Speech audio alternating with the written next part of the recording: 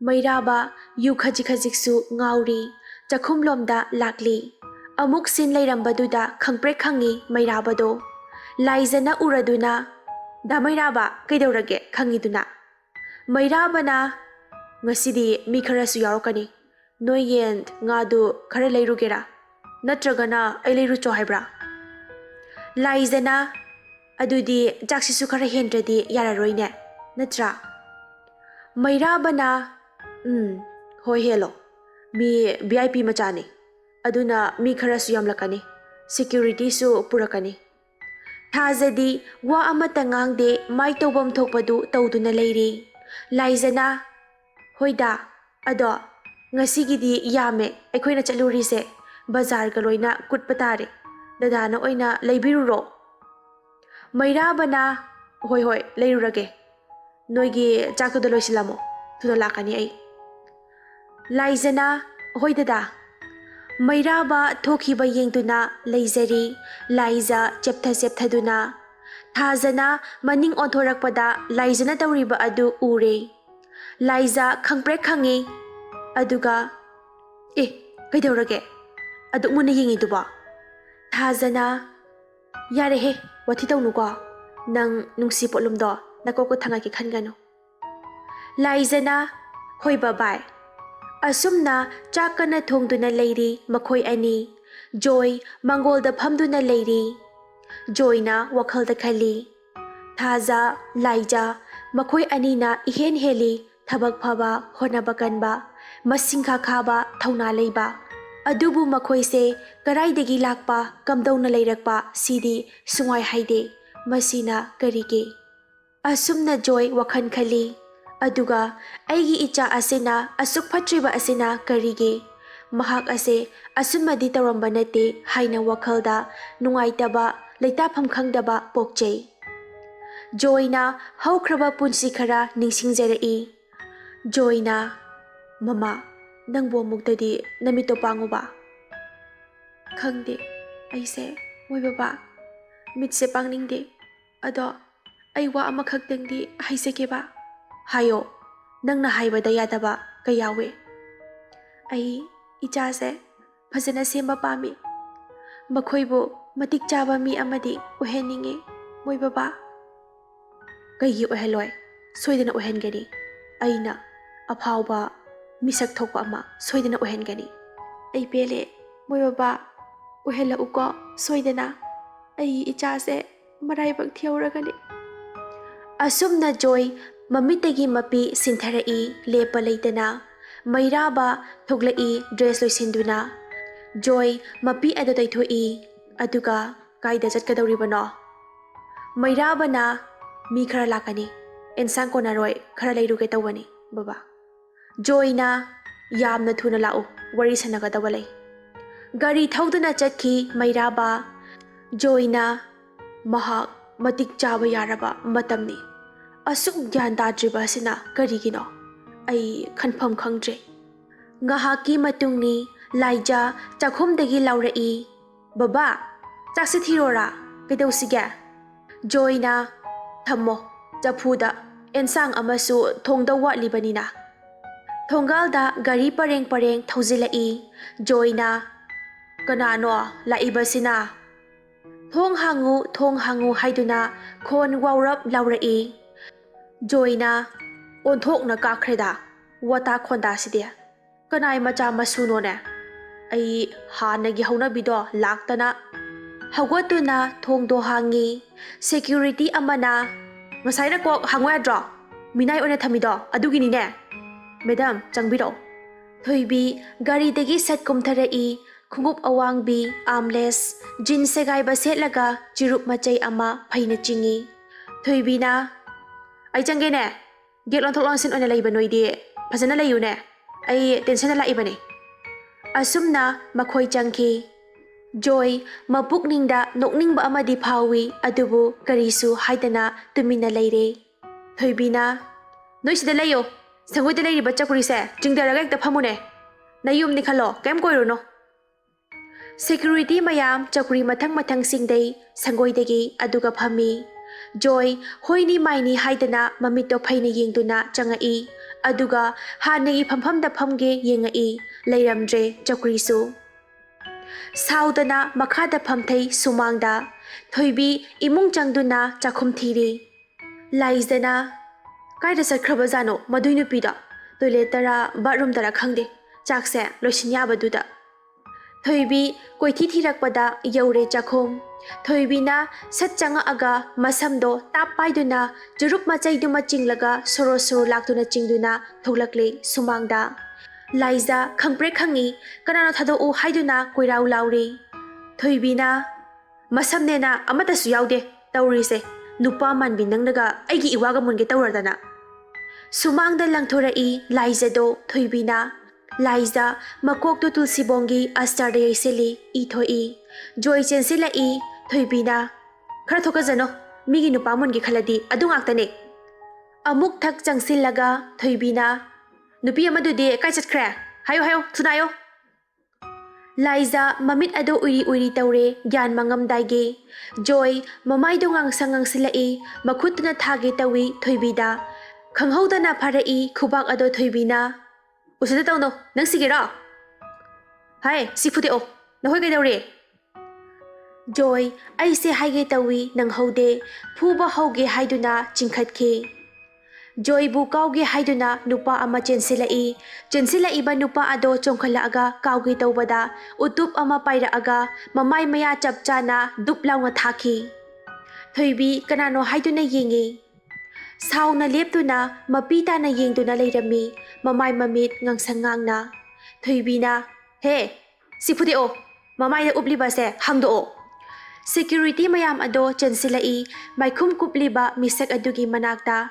maikhum upliba misak adu sauna chensilai yotli sat langthorai safukana security khara pali long na tai thoibi ya thangpiri he nakhoi kai daure asi halo aina yai nupa mayamna ikoi koiri maikhum kuppa misak ado munna yengli mapisu lepa leitana tari maikhum uppa misak ado yam thuba speed ta amamamta round kick ta thari security singdo dup longna loina takhi maikhum uppa misak ado sat longhun tauraga thoibigi manakta chaplepi thoibi maya kana yengduna lei maikhum uppa nupa aduna hairei nangumba misak amana khut thaba nahak paisa pai haibai khangi paisa pai matek chathokano khangbra yam thuno hamasidagi chatkho maduna nangi yaifaba oigani asi haiduna chatkhro chatlo haiduna ili thoibi sauna yengi aduga nakhoi kaidoraki yengo aina security mayamdo hagotpa ngamboi ngamdaboi hagotuna thoki joy maikhum upliba nupa aduda sat yenglai adubu misak ado leiramdre joy chensinduna laizabu kauri laiza joyna ibema thaza nangbu kadai da leige amukda thola une somdana bathroom da kana irujari thazadi thaza tholaktaba aduda joy imungda sangduna koithi thiri thazabu thazana haupabung ai irujariye kaidorage joyna hai amukda sat loisilune somda nang ngainare ne kainom taure laijase thaza yamma thuna loisili aduga thoklai thazana kaidorage pabung joy thokiba pumnamak tammi thaza ha lao pabung asumna kapna chenthorai laiza tamna thaza laizana sumangda taduna leiriba adu ubada chensili pamkhachai laizabu yamma thuna start tawi thaza magi otodo aduga pukhatli hospital da yamna thuna hospital yoromdai aduda traffic jam thokle police na ngakli thaza yamna sauna kaidawna ba yaurabano haiduna yengi laijabusu amu yengi gari lepliba adudi ategi oiramdre ina khunba lakpagi lepa oi leiramle thaza ina khunba oiramba aduda makhut masa theksei nang aina soidana kaidawrakedo yengo machinda sonjai ina khunba escort yaman khibana matam khara adumak ngainare joy garino tawriba sibo makhoi mantri lakpaibu praja miyamna lepiba praja miyamgi mihut moina thazana makhoi bungamba ama lakpa kanda makhoi su khangani Asumna ngahaki matung lambi thare. Thaza saubana masado leitafam khangdre adubu kaidi hairune. Asumna makhoi hospital yaurai. Joy amadi Thazana laizabu yamathuna hospital da pusili. Joy Thazagi matau adu ubada mamitegi mapi sintharakanu haiba yadra male tap tari mahaksu. Doctor na kidaurabage. Thazana Doctor simukathuna yingbiyo. Doctor na yinglaba matungda haidai. Makokta khara yaikhiba male adugi gyan mangbani kaisu khanbiganuda. Thaza hairakliba wa aduda khara safare. Thank you doctor. Joy Thaza da yengzari aduga hairai. Thaza nahakse nupi laktegi athoibini. Namanabigi damak kaisu thongadaba magi damak nangna kayada wazariba. Nahakki wakhalonse angakpani. Thazana Pabung hauzikti aigini haibada Pabung damairaba amadi aigi italaiza nakoyantana kana amata laitrabane nakoy soklaga aina kamdonga tumina laigani Pabung. Somdana mairaba get hangdokduna changai harau harauna. Pungsai saiduna lairami sumangado mairabana sina amo kaidaura taurisna Pabung. Kauba sungta tadre hostel gimi kana leigi haina amu kaure. Rosie Indira da aikhoi lei kai haibano haina khumai. Mairabana kari angang singno khangde wani pura ayabi angangaktani. Pabung hoide. Rosina da jelai zakhara sokpai doctor da pukhatkie. Indira na ngasidi nupi amala aga naisilambai wanida. Mairaba gyan tare mi amala ami haiba aduda o yare. Rosina da mairaba. Indira su suktoktuna Rosie da yenglaga kawi. Da mairaba. Mairaba hoini maini hairamde imungda changki. Mairaba na aikhoi Pabung asina migi lamlanbi nupani khangda nupini khangda badugi asungam wabiri sina karigino. Aine saroktana ngasi. Phone satoktuna call tawi Joy da Joy phone paikhalai. Mairaba na somda milakani. Aduda angang masa masokpagi pugtara sale. Kagino Pabung imung se pochai mangadi kamai taune. Joy na khumai. Hai lamsagi macha. Adumaina hayona nangona kanana hai. Nang imung aduda lairamgani. Nattraga na ay imung aduda laoy. Khangbra. Mairaba na yare thame. Sauna phone ado thami. Kitang hairu yaroiba. Kakhatana. Adui sarupudi call tauge. Amaduda laaba laktriba ma oizala nairamiduna. Mairaba call tawi thoibida waiting lay. Mairaba kana kanomi mana wari sarisiba. Aina somda sidawre olakpa ngaibada. Lasta ring chatli. Mairaba chati chaletana. Thoibina hello kanano. Mairaba kaino tawisna. Aine kaino Mairaba ne nangda Mairaba. Thoibina natuna somda hatawre nogi angang masa singduna. Aduga imungda utubi sadana tasinduna leiba midura. Mairaba na kaino nang haidubo. Ay somda ngaye laitharurine noi chananaba. Thoibina yare khange ngasidagi nang kainarabani mamangi thawdosingda kakthokro. Mairaba na kaino nang haidubo nang ay amata oiraba natra. Thoibina amuk hairai. Amata oigera oiroira ay khangde nungsidre pamdre loire wabu. Mairaba na thoibi haidawdo hasa hairo ay akhoi sai call tawrakani. Aina nangbu kayagi matik nungsiba nang khangliba natra. Adu kaidawrage adu pumnamak accident ni khallo. Mairaba na nang tasengna ibo kaurage khallabra. Khalle ay nang kanano khangde nasaga sanaba khara thiune. Nangse aigidi part time lover ne. Mairaba hairakliba wa adu tabada pairamba mobile makhada taki. Mairaba tawfom khangda kanna lawi. Masira nangi nungsiba nahak na ibu sanaramba. Aise kanina khale thoibi. Mairaba upudagi yu puthokduna thakthari amuksu. Asumna numidangi matamni.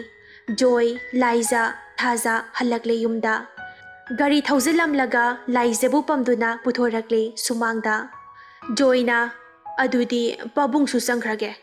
Amadu leiramdoira leiramloidoira khangde tawrise. Thazana hoi pabong ai itase mathakta pukhatkrage. Asumna imung changnari. Joy ngahak sauduna nganglure asing bagi leiramdadana tawrise wakhan khanduna changjai. Joy maira bagi kadu thong hangba ure. Yu bottle mayamduga taduna leiriba adu ure. Joy hek uba mikuptuda lepa leita mapi sintharakli magi kada thuna yangna changlakle. Mama nahakpu nachagi mataw asibu yengba ngamlibro. Ai ija ase semba ngamdre. Aibu warauganuko. Mahak Nungshi Potlum puba ngamdra male. Nungshi bagi wahanthok khangdana khong thangjeluraba male. Kaptuna lauzari Joy ka aduda. Khra thenglak matamni thaza table da phamduna lairik paduna leiri. Laizada amuk su laizadi isi sinatumduna leiri. Khanghaudana thong thilai.